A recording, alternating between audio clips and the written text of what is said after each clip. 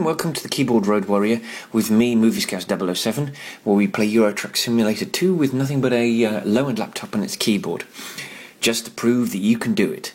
So, we've had probably quite a series of disasters, with some bad driving, some poor decision making, and let's be honest, quite a few crashes. So we spent a lot of money repairing a truck, and we've lost a lot of money to loads that, strictly speaking, we should not have lost money on.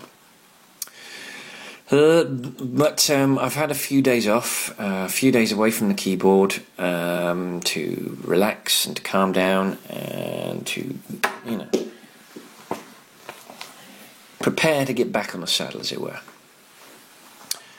So, first things first. Oh no, I don't want to do that. First things first is to check the map out, find out where we are. Okay, so we need to go and repair our truck. There are no discoverables in Olsztyn, and so we're going to take a left, go across the roundabout, and then take a right. And let's get ourselves rested and repaired.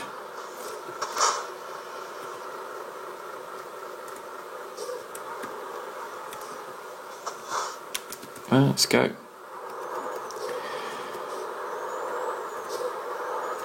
So, I'm going to talk about driving licenses today. I have a UK driving licence, which frankly speaking is fine for me to drive in New Zealand with. But a New Zealand driving licence would be an excellent form of identification. Now, there are a lot of people that don't like to carry ID, but the fact is, if you have a passport, if you have a driving licence, then you are carrying ID with you. I've got no objection to it. There are countries all over the world require their citizens to carry identification, and the only people that ever fail to profit, that ever suffer from carrying ID are people who are breaking the law.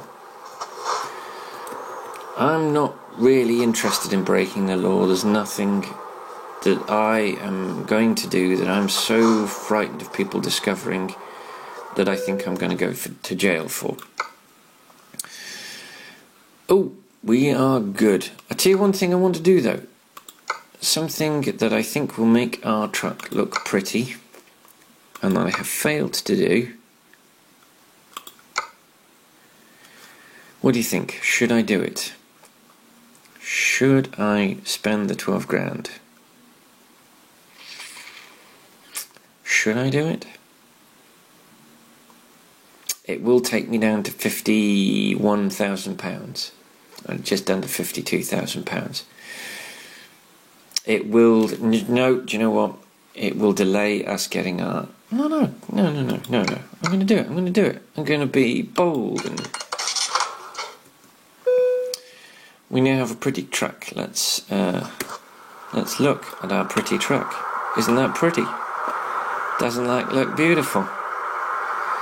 Aren't we enamoured of our beautiful truck with its cab and its, that's our new truck. All right, so let's rest.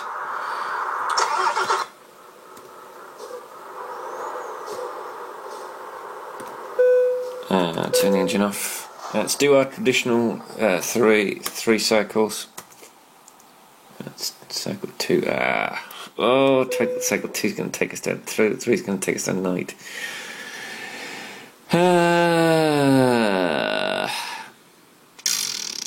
Do you know what though? That has given us enough money for our truck. So let's go do that. We want Volvo. Let's buy online from Luxembourg. Let's go for our FH sleeper. Let's customize it. Let's whip out that fancy engine that they don't need. £80,184. Boom. Right, stick it in Warsaw. Our First truck in Warsaw. Right, let's go to the recruitment agency and let's hire ourselves a driver. So remember, it's got to be 3 or 4. Oh, Chris looks like a friend of mine. That's interesting. Actually, it's remarkable how many of these... See, that looks like Johnny Vegas. What else have we got here? That also looks like Johnny Vegas. That looks like the lady from Ice Road Truckers. That looks like a friend of mine who plays lead guitar in a heavy metal band. Well, I used to. They were very funny. Yeah. Anyway, back to the front. So let's look at the 1.7s. So we've got a chap here with 3 ADRs and a just-in-time. We've got an ADR and 2 ecos. I prefer to have them spread out. Ah, here we go, Katie. She's only a 0.8 though. Do you know what? We're going to go with Chris. He's got 2 ADRs and he's got a just-in-time. We're going to hire him and we're going to stick him in Poland. Behind the wheel of that. Alright, so that's that. So we've now got 3,450. So I do hope we make some money.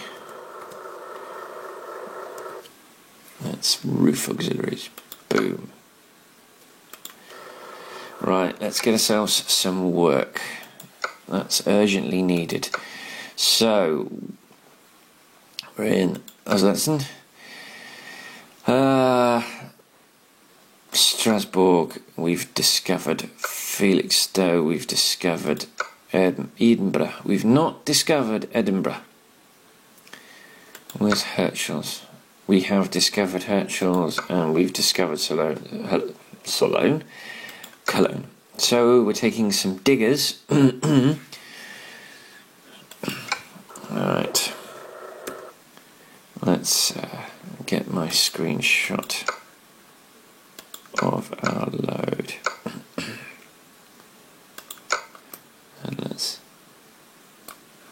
drag that into position. It does get more difficult to get these screenshots as the distances get larger. Right, let's go pick our load up.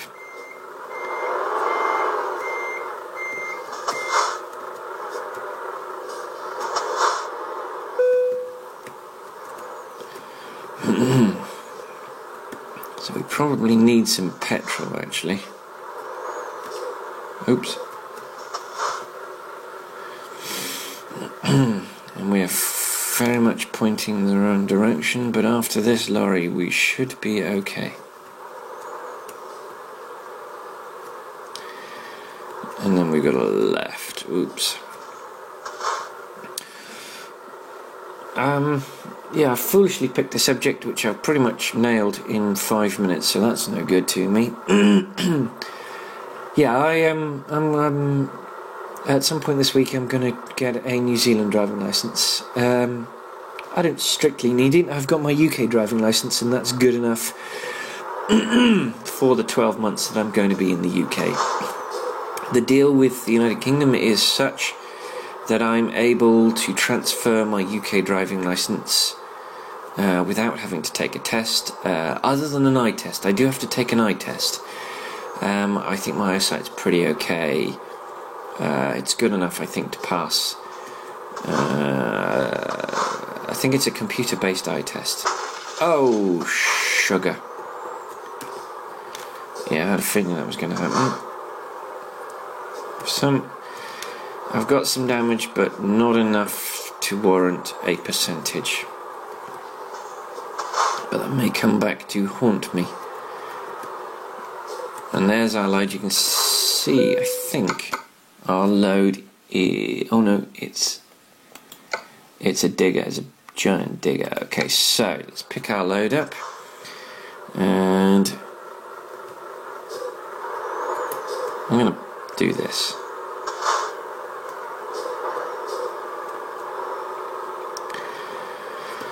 Now, as has seemed to have become the tradition in the Keyboard Road Warrior series, we're going to be driving at night. Now, it is partially my fault because I insist on taking those 3 rest stops. I might next time try and even it out and get it if it's 1 or 2. Wow, this is quite heavy.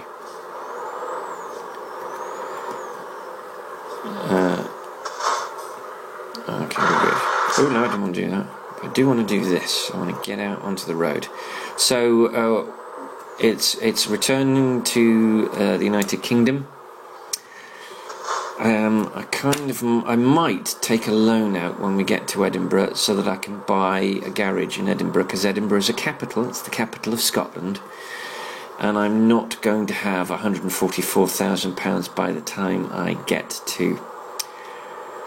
I wish I'd considered that. Whoa. Oh, sod it. Once you've gone through, there's absolutely no point in hanging back, especially if there's nothing coming. I've paid the fine, which I could probably afford to do. I'm going to have a rest stop. That will possibly add 20 grand, but I'm going to have to take an extra loan out. I'm going to take a loan out for the value of the garage. Now, actually, while I'm thinking about it, let's take a look at the bank and see how close we are to paying that loan. Oh, we have paid the loan off. Oh crap.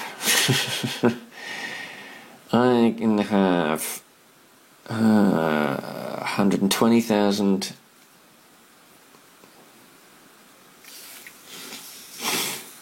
I can have 300. I'm going to take the loan out when I get to Edinburgh. I have paid my loan off. Now, I've done this in my private profile. I didn't need to because I wasn't quite being quite as anal about this as I am on this playthrough, but it'll be a while before I get back to Edinburgh, and Edinburgh is a capital, and I want the 3 UK capitals that are available to me at the moment. Now, ProMods are going to add Ireland. They're going to treat Ireland as one landmass rather than 2 separate countries, which it is politically it is. Geographically, it's an island. But politically, it's the Republic of Ireland, which is the vast majority of the landmass, and Northern Ireland, which is the top right, top northeastern corner. It's a tiny little landmass. Tiny little corner of Ireland, but it's the bit we hung on to primarily because the majority of the people in that part of Ireland steadfastly refused to return to the Republic. They are what they like to call loyalists, meaning that they're loyal to the crown of Her Majesty Queen Elizabeth II. They also like to refer to themselves, the more militant like to refer to themselves as Orange Men, referencing William of Orange, who was the Dutch King of Great Britain that invaded Ireland and got us into so much bloody trouble. Quite frankly, I would like to see Ireland united as one country. They don't want us. It's not like the situation with Wales and Scotland, where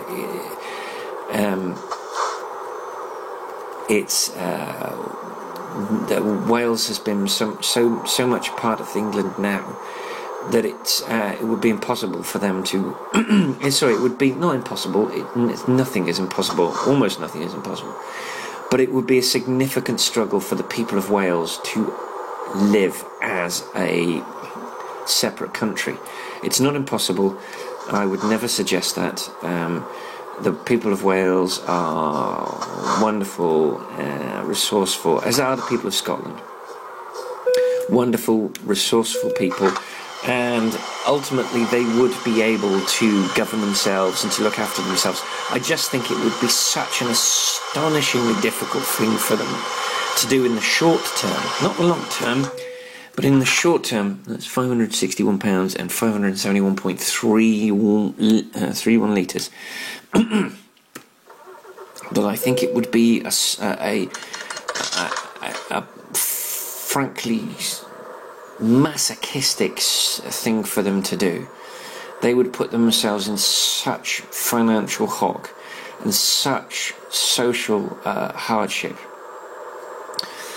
more so than the Scottish. I think the Scottish would probably be able to pull themselves out of any financial and social hardship after 10 years, but I think with Wales it would take significantly longer. I think such is their political and financial well-being linked to Westminster and to England.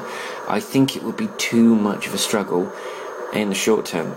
I'm talking 20 years. I'm not saying it's impossible, but I'm saying I think it would be a pointless struggle for them to go through. They're a little country, a proud, magnificent little country, but a little country, both geographically and politically and population-wise, that I can't see the benefit for them. I just can't see what they would get from it. And I think we, as England, would lose something from it as well. I wouldn't like to see Wales leave, because I think, for the same reason I wouldn't like to see Scotland leave Great Britain, I think that both countries, all three countries, would lose something. I think we would lose something tremendous. I think we've built up this wonderful, united,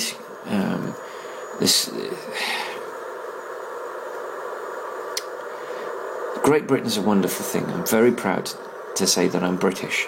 I'm probably more proud to say that I'm British than I am to say that I'm English. Although I consider myself, when it comes to sporting events, if there's a separation between the home nations, then I support England.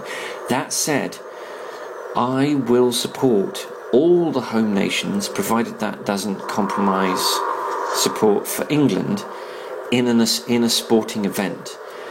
But I was incredibly proud to support the British football team in the 2012 Olympics.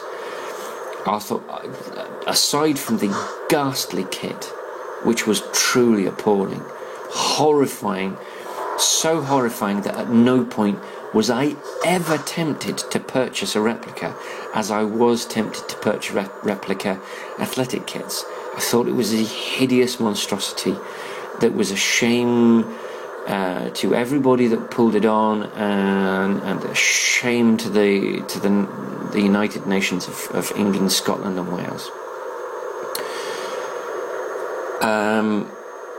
But I was proud to watch Britain play. I was proud. I was devastated to see them lose. I was devastated to see them go out of the competition. I thought it was wonderful. That said, my entire 43 years, England has been a separate footballing nation, and I am too old to start supporting Britain in the World Cup.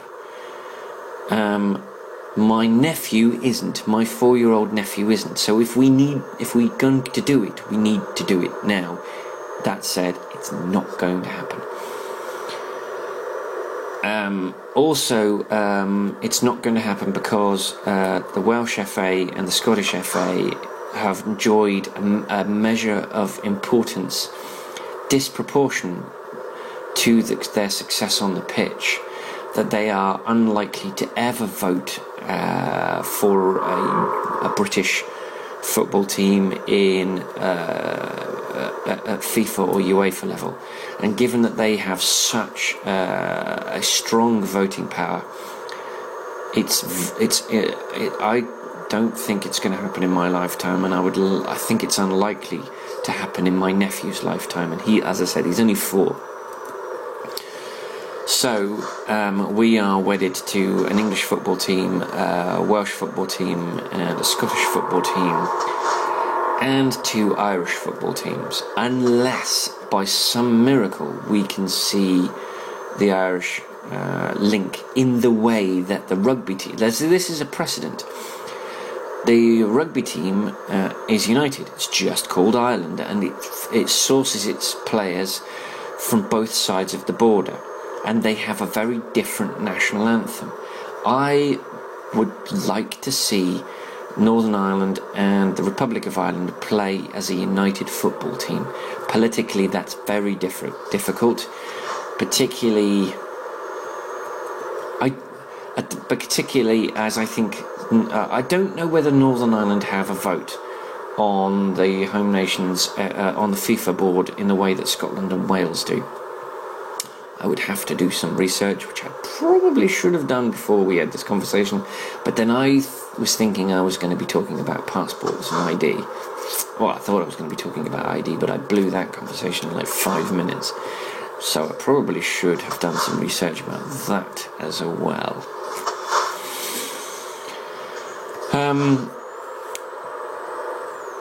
Do you know, I've been worried for the last 10 minutes about paying back a loan, and it's only occurred to my feeble, minuscule, pathetic brain that I've paid off my loan and I don't have to worry about paying a loan back.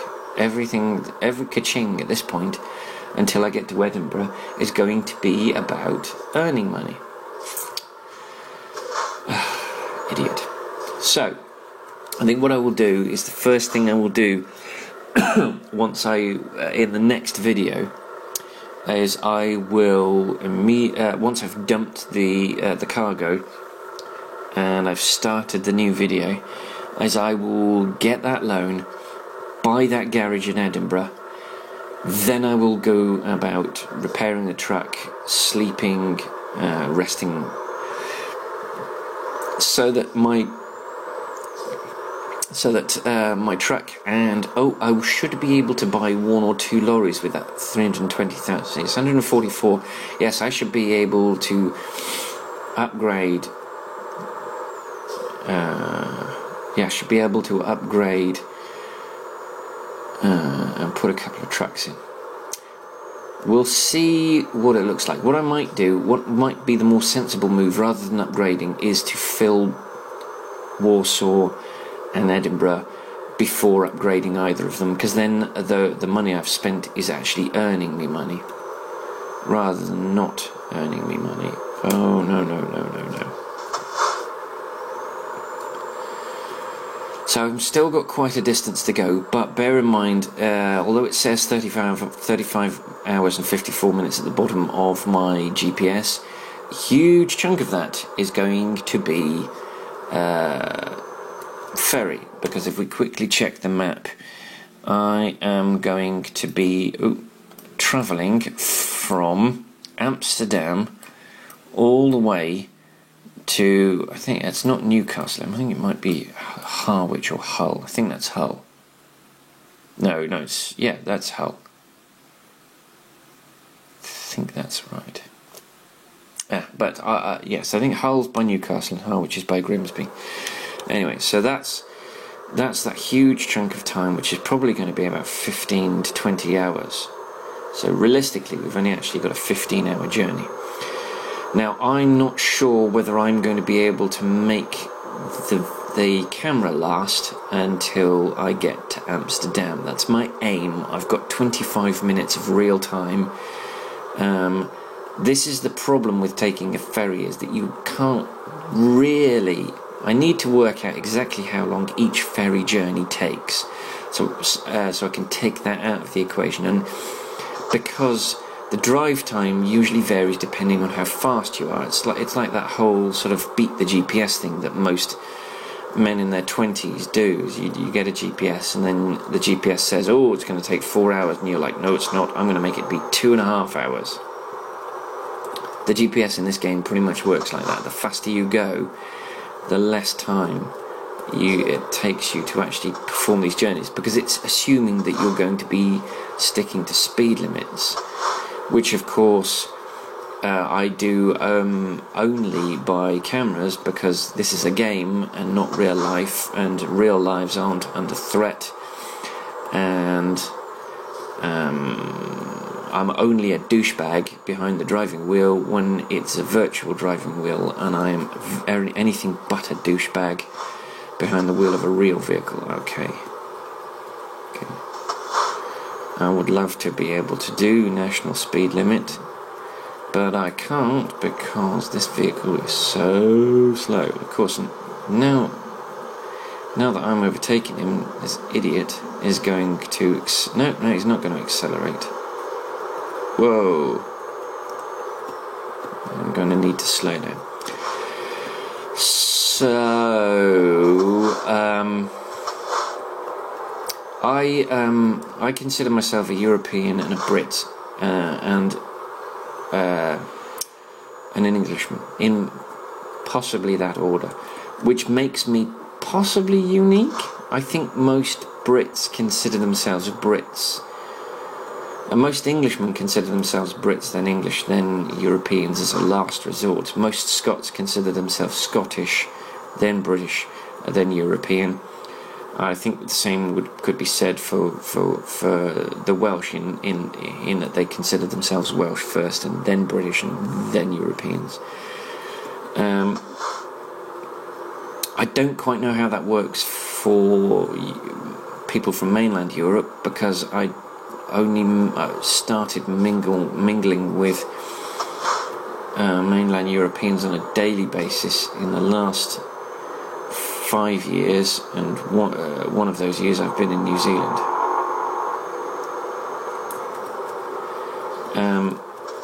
And the people I'm mixing with who are from mainland Europe are human rights defenders, and they couldn't give a rat's ass about nationalism, so they're very atypical as people. They're more concerned with the rights of people than they are with nationalism, and that's one of the reasons why I work for a human rights organisation, and so that's one of the special things. I work in a very small way, supporting people that do great human rights work. It's one of the most enlightening jobs I've ever had. It's one of the most eye-opening jobs I've ever had, and I've never been surrounded by people who are so concerned with the rights of others over the rights of themselves as I have been. The sad thing for me is that the organisation I'm working for is going through a radical change, and it's a shadow of its former... Oops, damn it. No, don't you dare. Don't you bloody dare. I am taking this. Did I crash into him? Doesn't look like it, but he...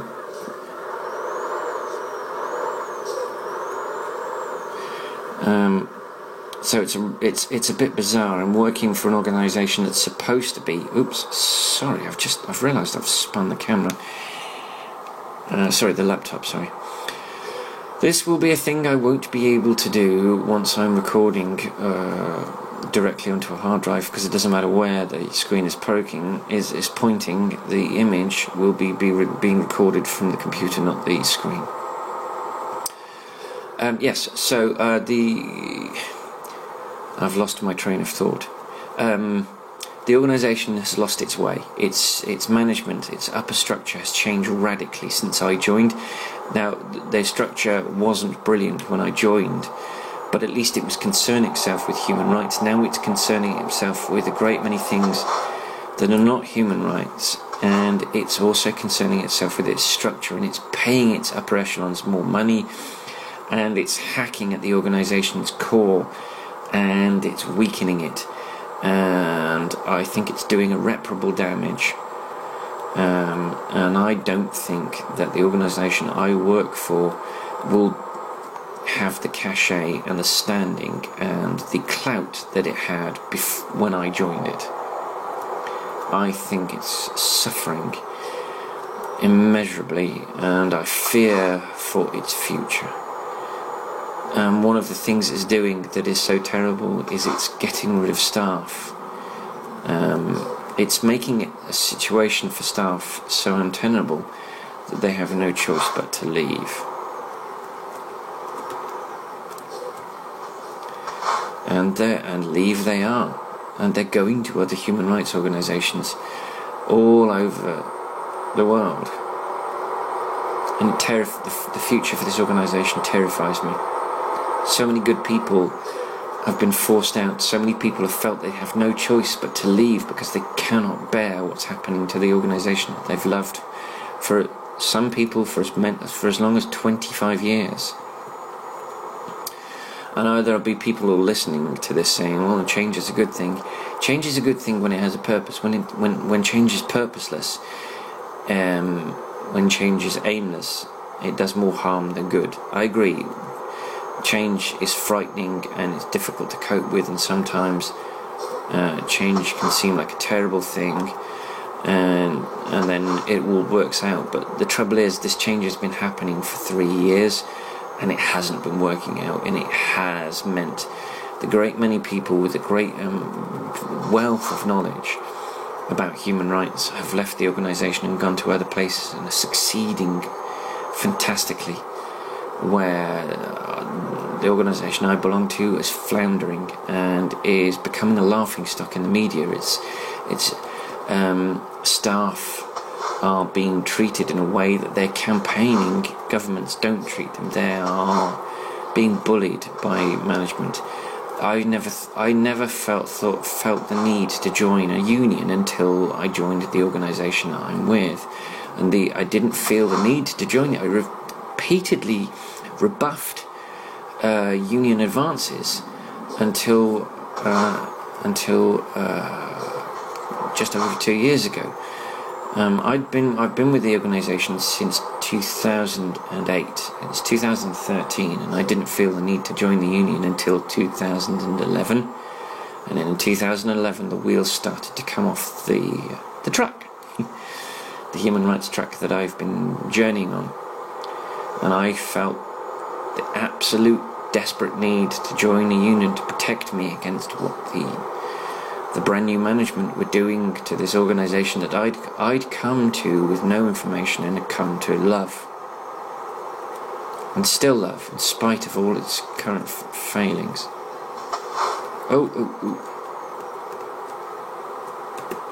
I nearly crashed because I'm travelling too fast. I've got to be careful because I want to try and get an excellent, at least one in the next 10 videos. That's my aim, is to get one, and then as soon as I've got another excellent, to get one in the next 8 videos, and then as soon as that's the next 6, until I'm trying to get an excellent every.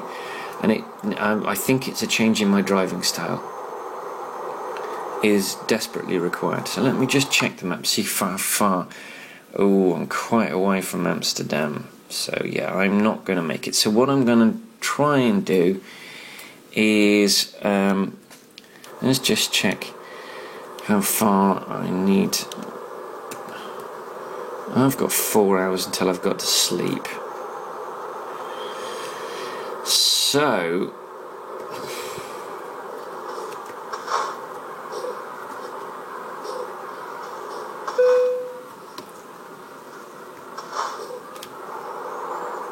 I collected that ticket, which seems to be the thing to do in Poland. You collect a ticket at one end and then you pay for it at the other. I think it's the same thing in France. They have these small little sections. You pick up a ticket, and when you get to the exit, you pay for it. And I think it depends on which exit you use. They've set it up so that you collect the ticket and then you pay for it on the exit, so that they can charge you differing amounts depending on which route you took. So yes, I started talking about ID, and I've ended up talking about human rights via talking about nationalism and the country that I was born in. So yes, my nation doesn't have an ID card per se, but there are multiple forms of identification that you carry there's one you carry every day. Almost everybody I know from the UK that has a driving licence has the plastic one, photo ID. It's the law now, and when you move, you have to tell the DVLA that you've moved, or it's a £2,000 fine. And at this point, the the photo ID license has been around for about 15 years. And so, actually, let's double check. So it's 4 hours, so 3. So it's like 6 or 7. So when we get to about 6 or 7 o'clock in the morning, we will be looking for somewhere to sleep. So yes, 15 years. The photo card driving license has been around. So pretty much everyone should have one by now, and most people I know that have a driving license carry it with them. It's very useful. It's proof of address, it's proof of identification, it's proof of signature. Because the driving license has all 3 of those things. It has your address, your photo, and your signature. It doesn't have a biometric system. I'm not too disappointed about that. One of the drawbacks is that it has to come with a paper counterpart. Now, nobody carries that with them. You need it for hiring a vehicle because it's where all of your points, where it registers your your punished infractions. There's a huge section on it. Thankfully for me, I've never had to hand in my license and its paper counterpart to have that infraction, to have an infraction. I very rarely break the law. I suppose I travel a little bit too fast on the motorways on occasion.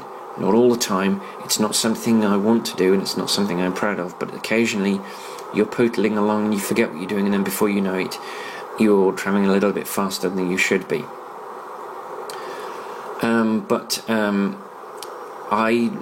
I desperately do not want to ever have an infraction on that license. I want my license. You know, it's a matter of pride to me that I have held a clean driving license for my entire career of driving, which is 20 years. I've been driving for 20 years and I've yet to have an infraction, which is I'm very, very proud of. Right, see how much that little journey cost us? £42. That's fine. 42 quid. So yes, I've got to find a place to rest because I'm running out of space on my camera. So yeah, there's a rest stop coming up. I've got a little while, so I think I might pop it in the next spot. That would be a good thing, I think. And then I'll pause and we'll come back to you guys.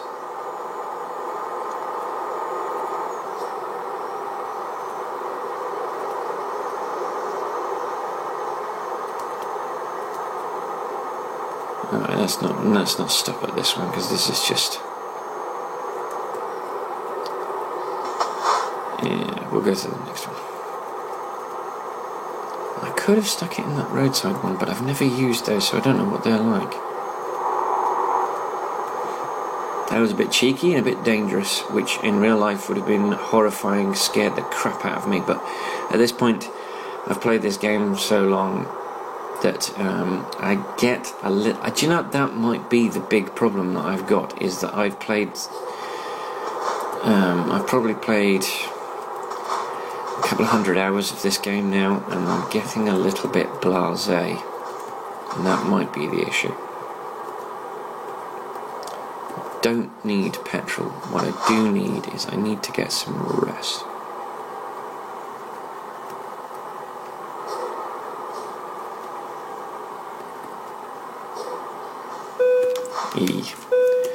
Well, we have rested without crashing. Right, we're rested.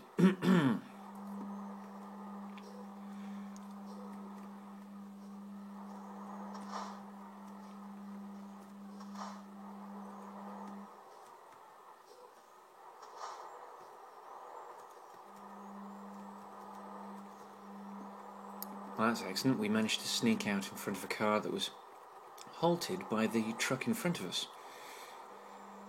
So we're not the bad guys on this occasion, as we normally are. Sorry, I'm normally trying to sneak out and force traffic to stop, to let me out.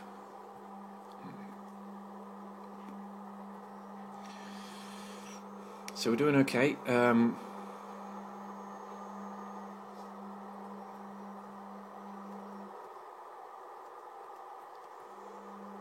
We have, strictly speaking, hang on, we've got 54 hours to deliver, we've got 30 hours left. We had a rest. We didn't strictly need to rest, but I don't want the hassle of chasing Amsterdam and potentially taking risks that I don't need to in order to make the ferry.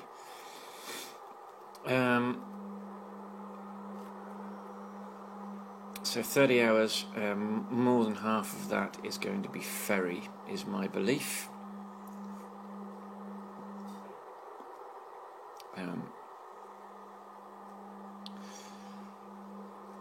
We actually spent quite a lot of time faffing around before we started. We did buy a garage and a lorry, and as I've already said in this video, when we get to Edinburgh, we'll be getting ourselves a loan and a number of lorries. It does mean that we're going to extend the length of time that we have to worry about having cash in our bank account before we start a journey. Mind you, that said, it's probably a good idea to have some cash in the bank account to take care of things like fines. If my career so far is anything to judge, I have, in the last few videos, been spending a lot of time. Whoa! I'm trying to get wires out of my way. I've been spending a lot of time ploughing through red lights and paying crash damage fines, so it kind of makes sense to have some cash in hand to cover those. Now we're going to be borrowing 320 because it's the most useful amount. We need 144 for the purchase of the garage. I am going to spend the remainder on lorries and recruiting drivers. Whatever's left will sit in the account and will go towards upgrading Edinburgh and Warsaw as and when that happens. But I'm going to use the actual loan money to buy a garage and to buy lorries and recruit drivers. That seems the most useful because that's what I'm going to get the actual financial return from in the short term. It's not being short-sighted not to get the extension. It's just that the upgrades to the one or both of the garages, it just, that money can be earned later. I want to be earning immediately from the loan money. I want the loan money to be the money spent from the loan to immediately be being recouped. So I bought the garage in Warsaw before my last journey. So I did a whole journey with no driver in my garage. So although I was going to spend the money was dead. I was going to buy Warsaw. I wanted to buy Warsaw. Warsaw was the plan. So I don't consider that wasted money. But I suppose if you were following my logic, you could. Although that said, I had my two garages, Berlin and Liverpool, are full and can't be expanded any further.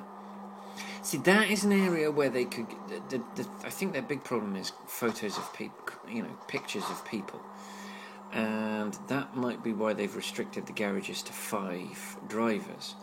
because strictly speaking you can have 100 drivers. Although that said, it doesn't encourage you to have garages in other destinations if you can have 100. I would like to see the number of drivers you can have quadruple and the number of garages. I would like to see the upgrades more evenly spread. So particularly the paint ones, like every 10, every 5 levels you get a new paint scheme. Every 5 levels you get new exhausts. Every 5 levels you get new, and you spread those over the course. So, and fewer upgrades in a package. Oh, yeah, I need to go down that way, because we've seen already in not the last upgrade. The last upgrade that became available to us was essentially that roof rack. But we have seen upgrade paths that have included 20 items. It's too much for one upgrade path. Spread it out more evenly.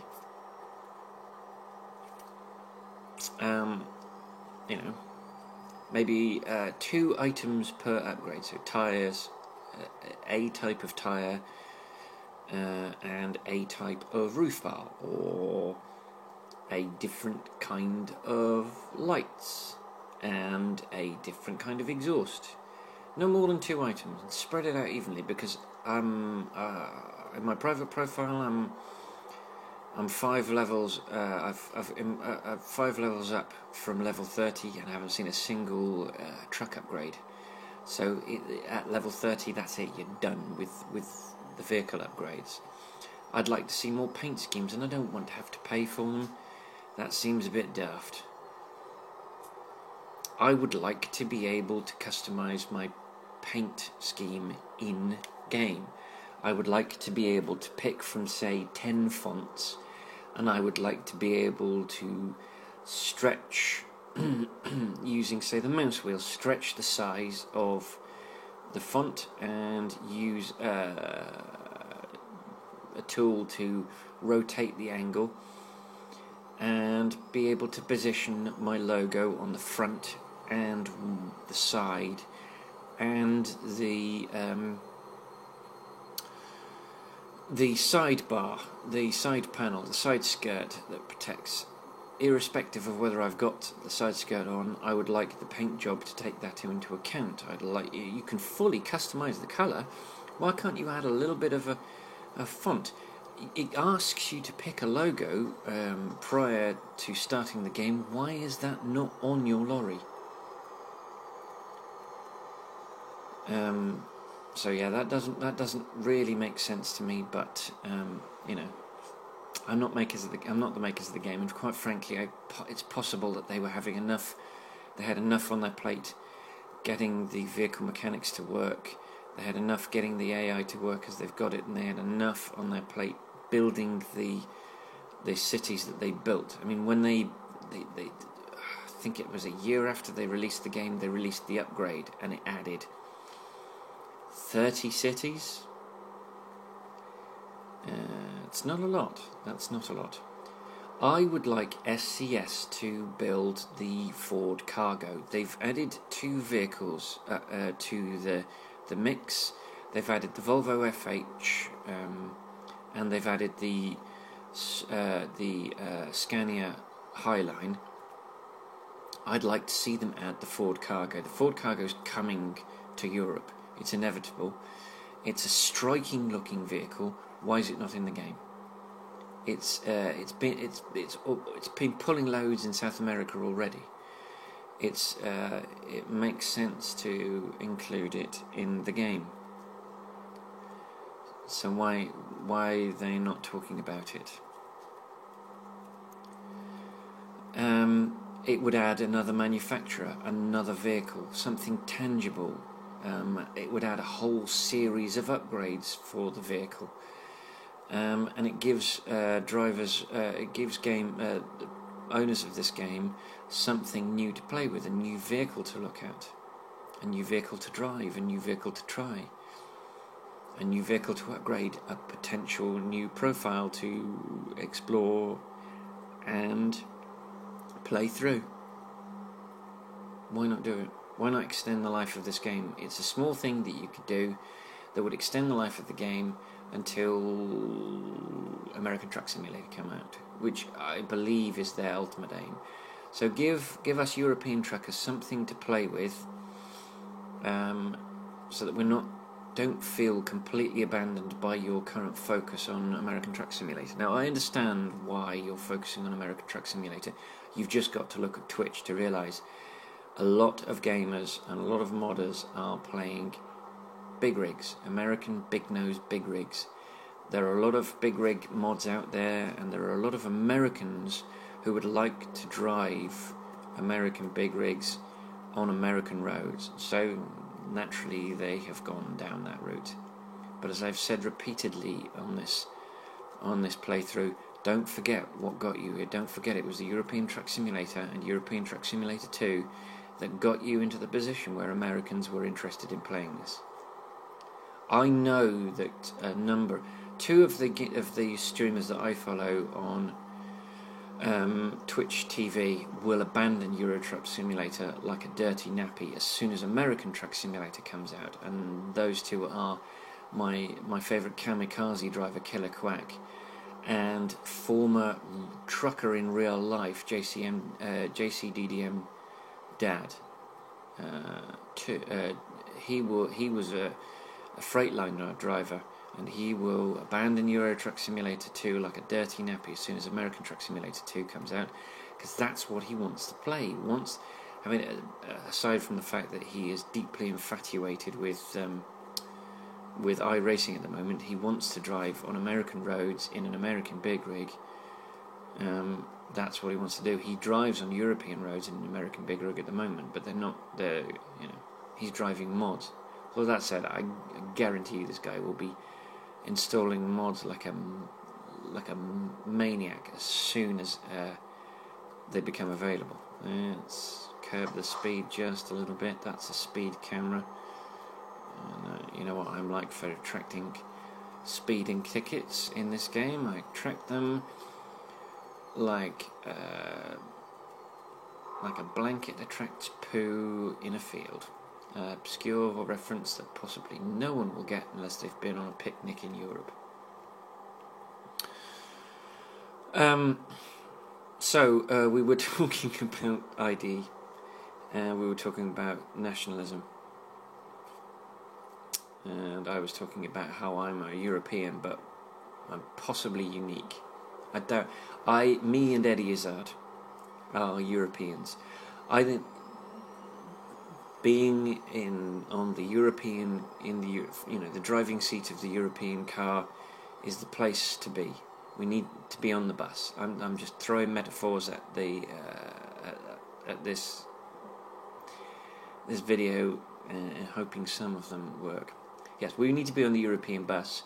We need to be the front of it. We need preferably to be in the driving seat. We are not. The driving seat is currently occupied by France and Germany. At the moment, mostly Germany, because Germany is the only economy that seems to have been recovering.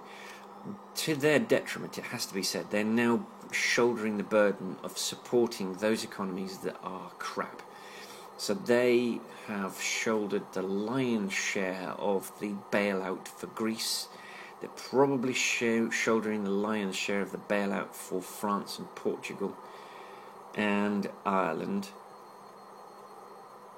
They're not having to shoulder any bailout for the United Kingdom, because in spite of the utterly moronic plans of the current moronic government that we've got kicking us in the teeth, enough of a recovery was instigated under the previous regime that the Tories are getting away with it.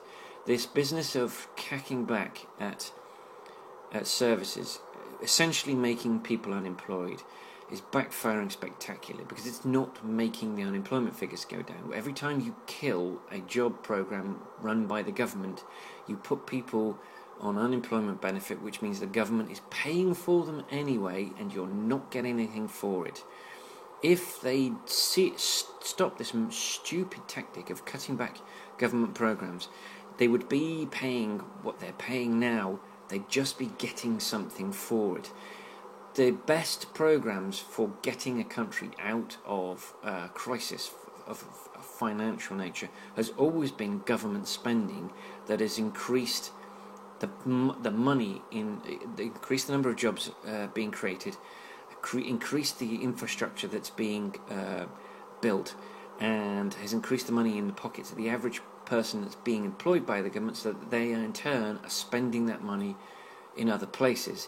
If you hack and slash and put people out of work, you stop people spending money because they don't have it. The Keynesian economics has been proven time and time again to be the way forward. Spend your way out of an economic crisis. Have regulatory controls that prevent financial institutions from screwing the economy over for the rest of us, which is what we had until the 90s, when the previous government made the mistake of deregulating the financial services in the United Kingdom. Clinton's administration deregulated, actually probably more likely to be Reagan and Bush, deregulated in the US. But yes, I am very much of the opinion that we need to be part of the European party. We need to be there, sipping the cocktails, even if we are stood against the wall, not talking to anyone. We need to be there, and at the moment we're not. We're snubbing the party, and we're eating ice cream in our pajamas, watching crappy rom-coms, like someone who hasn't been invited to the prom. And we've been repeatedly invited, and we've just been turning our nose up at the prom. And we need to accept the invitation, and we need to push our way to the front, and hope that someone picks us as the prom queen. Oh, that's awful. And I got away with that because nothing appeared to be coming in the other direction. So I got really lucky there. That was dreadful. My brakes don't seem to be working. I really need to revisit my brake sensitivity. It's a bit weird. It's too sensitive at low speeds, and they don't work at high speed. And I think they need to be a bit more sensitive, because the bulk of the driving occurs with a load attached, and that's where we need our brakes to work. So I find it very disappointing. The United Kingdom is going through a little bit of a turmoil of a crisis of identity at the moment. There is going to be a referendum in Scotland, I think it might be later this year, about whether they should become independent from the United Kingdom of Great Britain and Northern Ireland. I don't believe that they have the support they hope that they might think they have, but I also don't believe they actually genuinely want independence. The guy who's currently leading the Scottish Parliament is a guy called Alex Salmond, and his party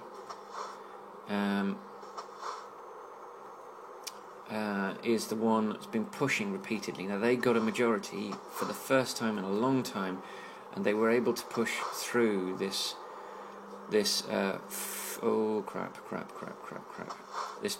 vote. But the thing is, they've couched it in language in that they want either have independence or they want significantly more power, independent of Westminster.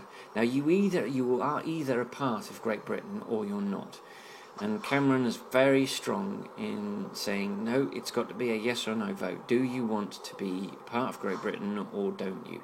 So he hasn't actually won what he wanted. What he wanted was a referendum that gave him a mandate to claim extra powers. He's not got it. They now don't want independence because they have been told in no uncertain terms by many people that they'll be unlikely to get a number of things that they want post-independence. They want to remain a part of, they want to retain the currency, which I think is utterly bonkers. No, piss off. If you want to be independent, then you have to suffer all of the deprivations of independence as well as the benefits, which means no currency, no NHS, no income from the Royal Navy bases or no Royal Navy submarine bases in Scotland, no income from the UK oil companies that base themselves in Scotland that they don't need, no national television service, no Royal Mail, no access to the vast resources of the British government that gives them £3 billion a year to spend on free prescriptions and free higher education. Students in Scotland, Scottish students, do not pay for their higher education. It's paid for them. English and Welsh students have to pay for a vast sum, not all, but a vast sum of their higher education fees. They have to pay fees, they have to find their money for accommodation. This is a situation that Scottish students do not face. So no, there are a number of things I can't think of because I am not fully aware of everything that's required to run a government, because I'm not a politician. I know I'm not a civil servant in running the country, so I don't know what's involved. But I know there are a great many more things. Now, there are a number of compromises that could be made. Scotland could pay a fee towards the maintenance of the NHS. Scotland could remain part of the currency, in that the British pound could continue to be legal tender in Scotland, meaning that they wouldn't have to have a royal mint. The Driver and Vehicle Licensing Authority, the DVLA, which issues driving licences, again, that's something that they would have to have their own. They would have to have their own Driver and Vehicle Licensing Authority to monitor the licences. They also monitor whether people are insured through a cooperation with the insurance companies. They also monitor whether vehicles have got a valid MOT certificate or not. MOT, for those who are not British, stands for Ministry of Transport, and it's the certificate that determines whether a vehicle is roadworthy. An MOT certificate is valid for 12 months.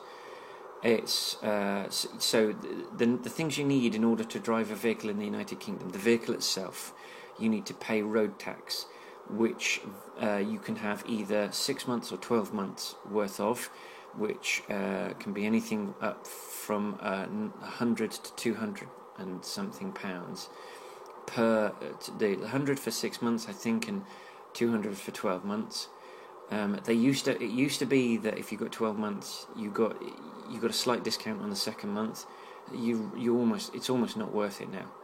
If you only need 6 months, get 6 months, because there's almost no discount. You need an MOT certificate, which is a certificate of roadworthiness. If you're Kiwi, I can tell you it's the equivalent of the WOF, which is a warrant of fitness. The WOF comes with a little sticker that you're required to stick in the window, where they scratch off the month that it's valid until, and it has the year already printed on it. In the UK, the MOT certificate comes with a sticker that you can put on the window, but you're not legally obliged to do so. That may, and in my opinion, should change. You are legally required to display the circular road tax disc. In New Zealand, that is a licence, or what Kiwis refer to as a rego. The official term is a licence, but the Kiwis all universally call it a rego, or registration. Yes. So, and you are required by law in the UK to carry insurance to cover your liability when damaging someone else's vehicle or someone else's person. They come in a number of varieties. The very basic one is third party. That means any damage done to a third party is covered by your insurance. Then there's third party fire and theft. Third-party fire and theft means that if it covers as just third-party covers the other vehicle, but it also covers your vehicle, if it catches on fire or if it's stolen, then you will be given the value of the car to replace it. Sometimes that works out, sometimes it doesn't. Excuse me. Oh, pardon me, I do apologise. I hope that wasn't too loud. Normally you get a bit stuffed, because normally you take out the third-party fire and theft, and you end up losing money on it. You end up getting hundreds. I've bought a car for say £1,100, and it's been stolen, and I've got £500 for it because of the age of the car, the length of time I've had it between insuring. I've only ever gained on it once, and I've no idea how that happened. But yes.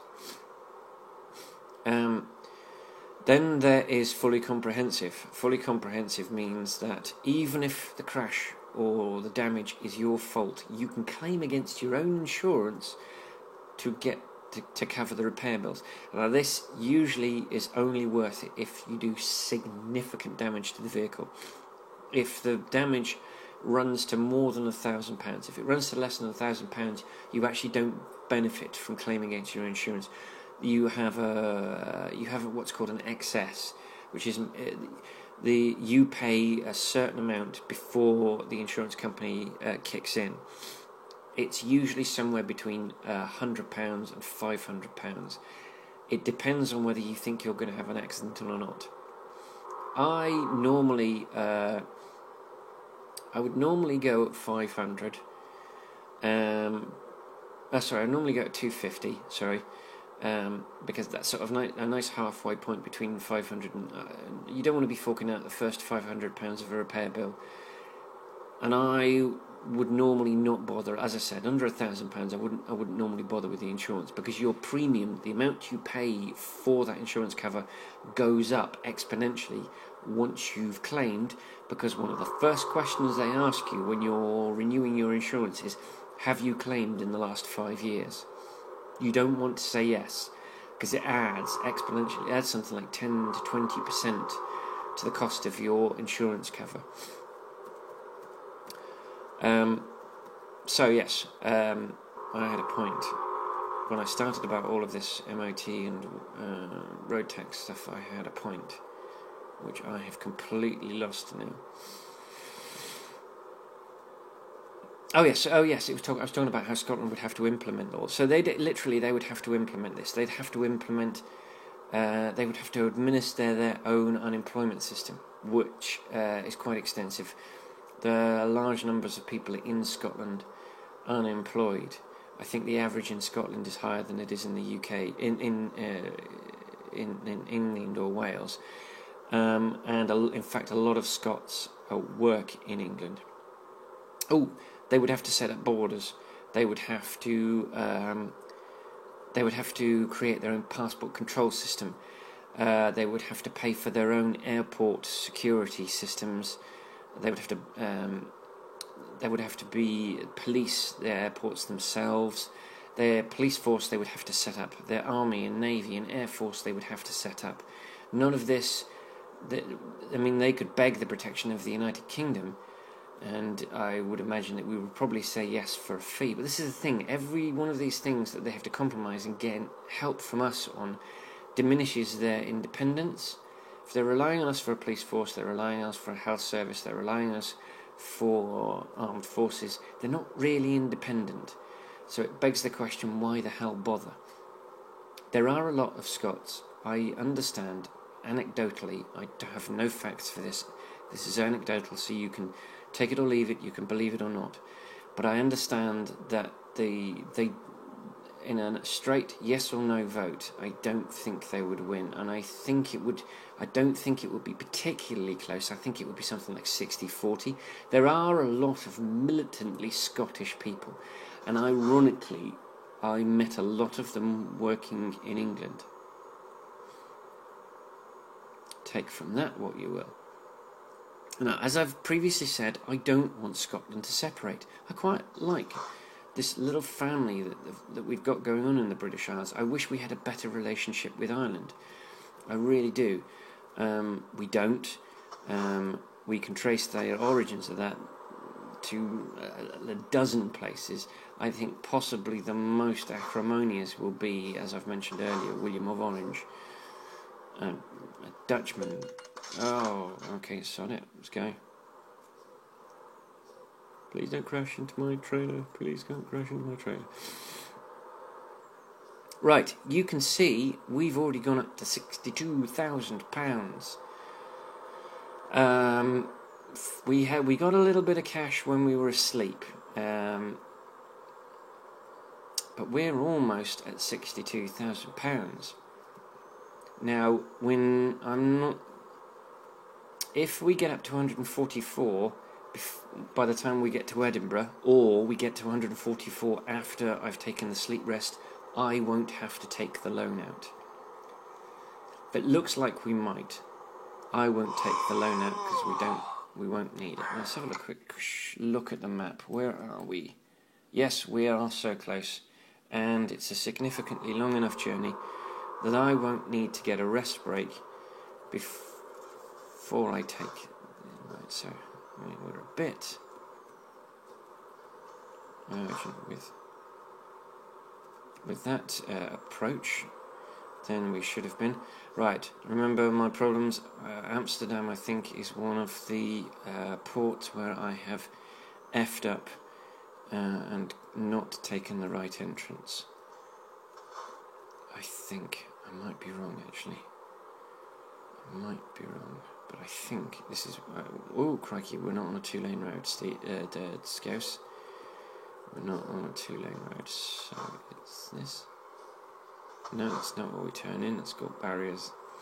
I'd rather slow down, take a look, and look a bit foolish than not slow down, miss the exit, and have to spend 10 minutes of video doing a U-turn to try and get back to. No. Amsterdam. It's not Amsterdam. I think it's SBF. Or is it Rotterdam? Yes, this is where we need to go. Right, so let's be careful about how we approach.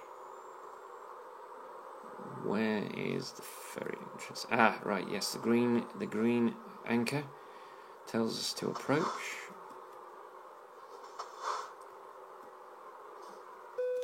Alright, let's do this.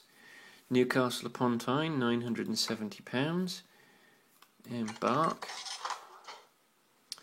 So we had about 14 hours, was it?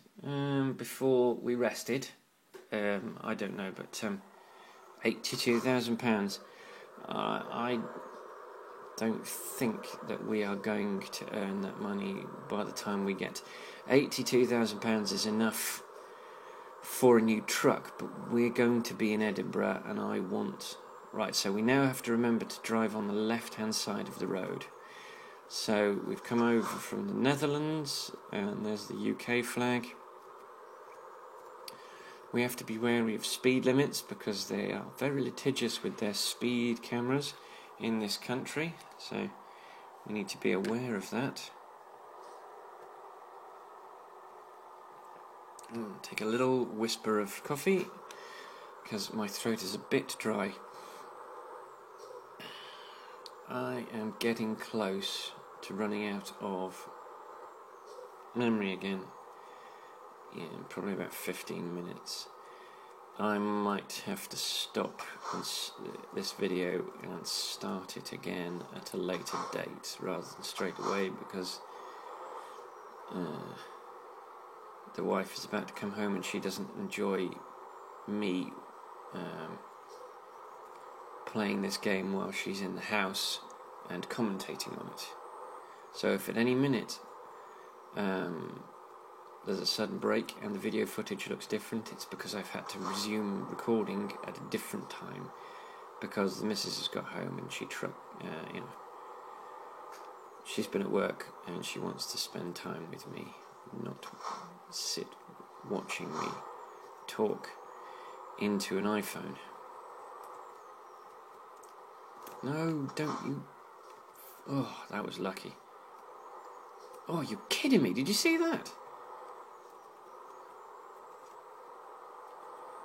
Sometimes the AI are extraordinarily timid, and sometimes they're bold as brass. Right, let's. Where are we? Let's look at the map. So we've got that little A road, and the game says we're about 2.5 hours away. We're not far. I think we've got about 10 minutes of real time left in this game, so we'll see. We'll see how much we get done. I might be in the middle of describing. I might be in the middle of going through what I've done when that happens. When the keys go in the door.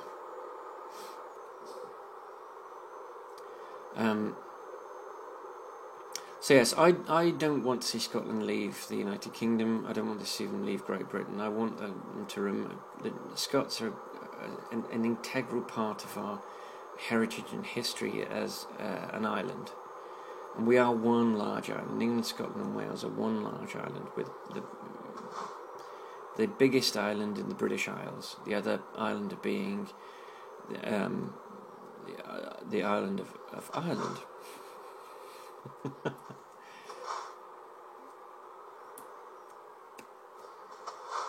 Right. So, hopefully this is a national speed limit road and we can plough on it. And that's what I want. But you never know. I think this might narrow to a single track road, and when that happens you get stuck behind cars.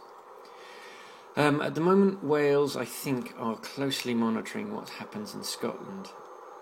But there are other countries that are keeping a close eye on this. Spain, for instance, and France keeping a very close eye on what happens with the Scottish vote. There's the Basque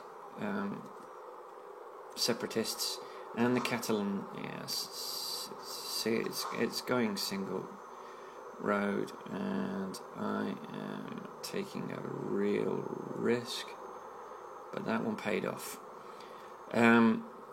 The Catalans don't consider themselves part of Spain. They are looking at what happens in Scotland, and then they will conduct the same. If it's successful in Scotland, they will probably conduct the same kind of vote and hope for the same kind of results. If it fails in Scotland, they might wind their necks back in. But I know the Spanish government are behind Westminster in wanting Scotland to bugger off. There's a small chunk of France that wants separatism. Ridiculously enough, Cornwall considers itself in some circles a separate country, and they are watching what happens in Scotland. I don't think anyone in the world would support Cornwall as a separate nation. It doesn't have its own parliament, and it never has had its own parliament. It can never really have called itself a separate country. It's never made any attempt to be a separate country. Scotland and Wales have, at one time or another, had rulers and capital and nation status. Something that Cornwall can never lay claim to. And we're up to national speed limits, so at some point these guys should start to speed up. So we're an hour 45.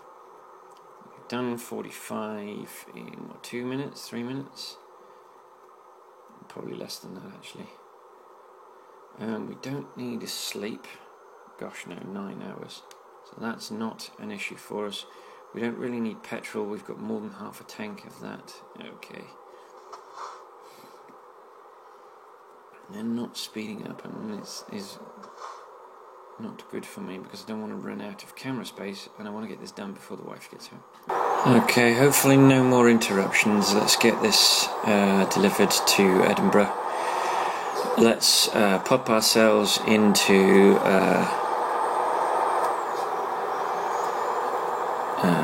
place to get repaired and let us sleep. Oh, and we were also buying a garage in Edinburgh. So that will give us, and there we are. Welcome to Scotland. We're in Scotland, people.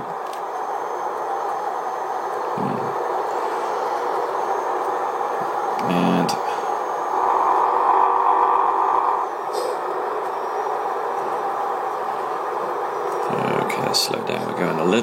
fast for these corners.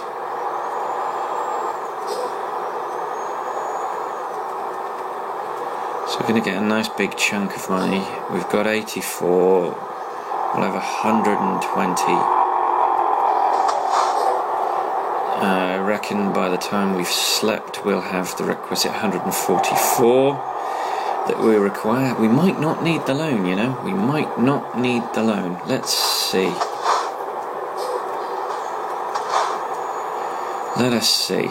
If we don't have enough money by the time we've had our sleep breaks, then we'll get the loan. And we will really get our business going.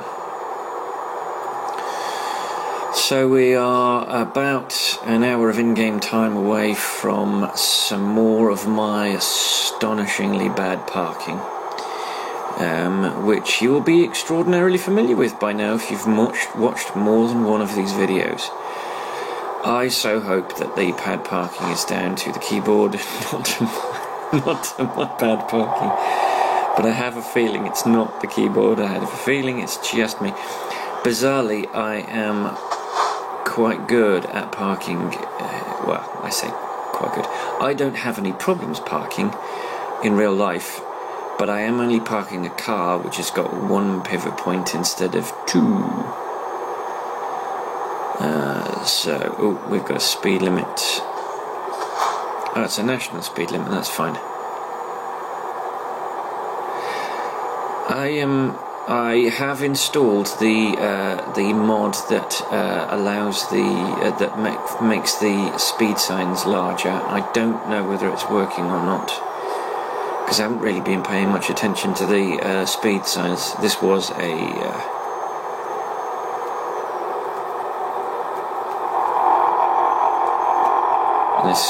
this was not one of those runs, so I'm leaving big gaps. Am I concentrating? National speed don't look particularly bigger, but I think I won't notice their effectiveness properly until I drive at night past one that's got a speed written on it, and then I'll really see. Then I'll really know. But until that moment, yeah, just have to wait. Okay, we've got some slow-moving traffic coming to us.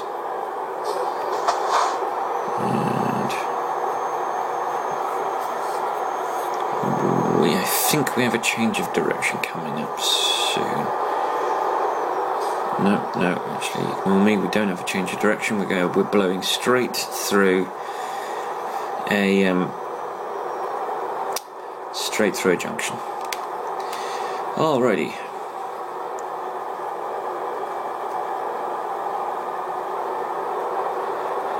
It's really bizarre doing these on multiple days. I started driving this. It's the first two parts of this journey were done. What was yesterday for me would be months ago for you, but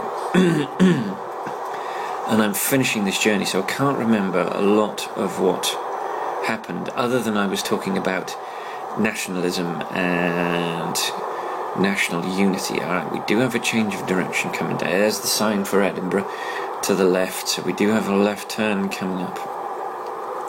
And I was saying that I want Scotland to remain part of Great Britain, that I think the three nations, Great Britain's three nations, England, Scotland and Wales, are stronger when together.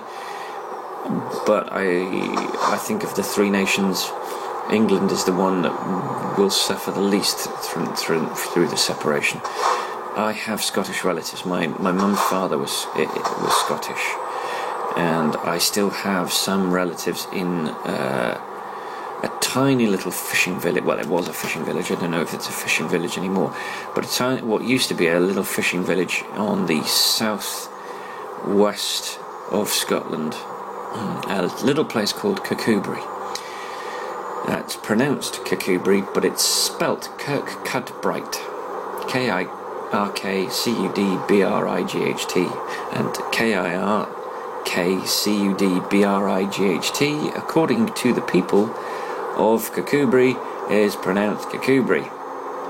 I think it means something like, oh gosh, that was a bit of a stutter. Kirk is definitely church, and I think cud is on, or over, or near, and bright. Oh blimey, we really have some stuttering.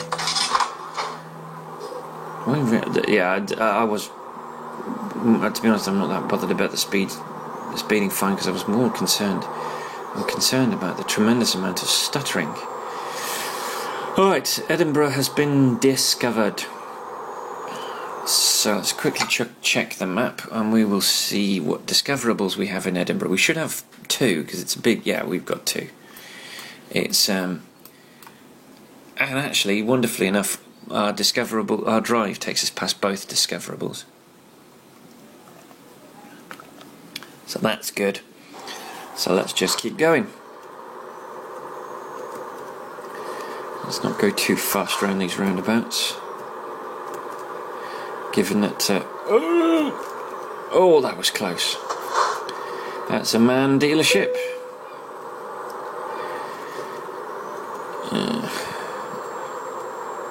And then we've got a right turn coming up, which should take us past the... and there we are, recruitment agency.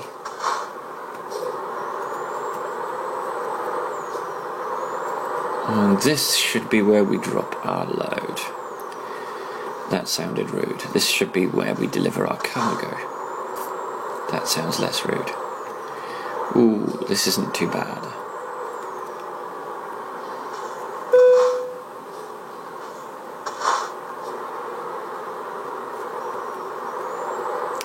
Of course, when I think it's easy is when I have my most difficulties. But maybe I'll get this in no more than 2. We'll see. Let us see what we can see.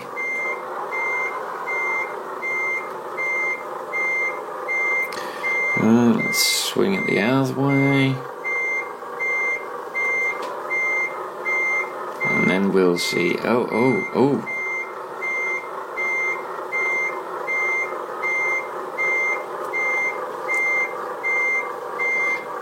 Come on, let's swing it back again.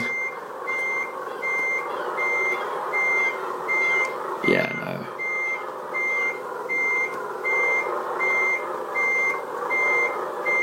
I probably just did a percentage. Oh, sugar. I was going to say I probably just did a percentage of damage to the load. I did some damage to...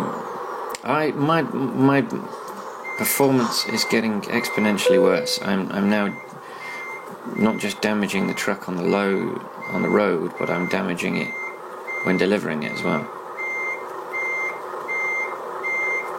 No. The usual refrain you hear from me. No. Alright, I need to move it that way.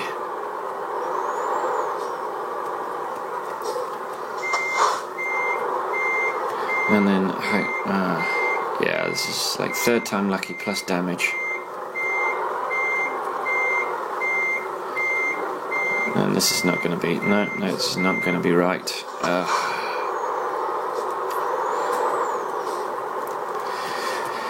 I think my parking is more luck based than skill, because sometimes it works perfectly and sometimes it doesn't, so I would say it has to be luck. When I get it right, it's luck. And there we go, we're in. Alright, parking brake on. Oh, rear off. Engine off. Right, let's see how badly we did. Are you ready? Oh, good work. That's better than I was expecting. So, driven distance 1,426 kilometres. Time taken 45 hours and 50 minutes. Obviously, a big chunk of that was on a ferry. Fuel consumed 563.7 litres. Base reward for the 1426 kilometres is £26,194 and 1,426 XP. Level 21 proficiency bonus of £8,250. Skill rank 3 long distance delivery bonus of £3,711 and 358 XP. High value cargo bonus for skill rank 3 of £3,711 and 256 XP. And a bonus for parking the trailer, 45 XP, and as always we needed that parking bonus because we did 4% of damage to the trailer, which cost us £518 and 53 XP. This gives us a total of £41,348 and 2,030 XP, and guess what that did? That pushed us to level 22. We're a master, and our current profile experience is 53,020 XP, and level 23, which is our next target, is 57,300. So that wasn't brilliant, but we're in Edinburgh. We have a lot of things to do at the beginning of our next journey. We have to assign a skill point. We have to check out the latest vehicle upgrades. We have to buy a new garage in Edinburgh, and we have to equip it. Now, we may not be able to equip it straight away. That might require a couple of journeys to get us our £81,000. If our rest breaks don't get us over the requisite £144,000, then we will take a loan. We will do the £320,000 loan, because what that means is that we can then upgrade. In addition to buying Edinburgh, we can upgrade Edinburgh. We can upgrade Warsaw, and we can buy a few trucks, and that'll help us with the loan repayments, and it will continue to help us buy more trucks more quickly. Anyway, so if you watch this video all the way through, or even if you watch the beginning and skip to the end, thank you very much for watching, and until I see you in the next video, I'll see you on the road.